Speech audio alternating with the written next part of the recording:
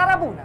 Postul nostru de televizie din Cocoreni prezintă dezvăluiri din întâlnirea celor 3 demnitari locali: Călin Popescu Molicianu, Monica Cacovei și Dinu Opticiu, fost șepticiu și așa mai departe. Să vedem materialul dat de la CAC, Comisia Anticorupție Cocoreni.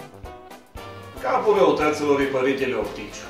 E acuzat de sabotaj și de speculă cu fotogini. Nu-i drept, nu-i drept. N-am făcut niciun sabotaj și nicio speculă. Seara, când se lua curentul, eu le dădeam consătenilor fotogini ca să-și pună în lăbașe să nu stea sărmanii în întuneric. Păi da, că îi punea pe ăștia 2 clopoțari să taie firele de curent, să se iei curentul. Și în timpul ăsta, el le vinde oamenilor fotogini.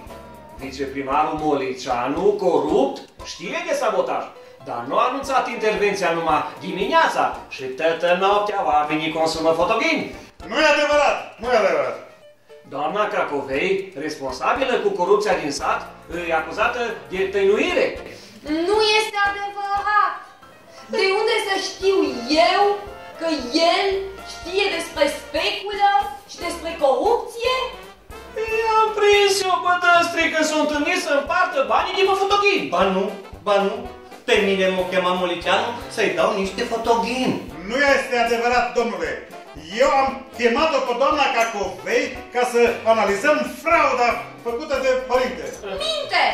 Am venit eu din proprie inițiativă la domnul Molicianu să-l anunț despre corupția și despre specula de care nu știam. Ba nu, că eu te-am chemat. Ba nu! Nu pe mine m-au chemat să le dau fotogini pentru lămpat. Mincinosul! Da! Dumnezeu!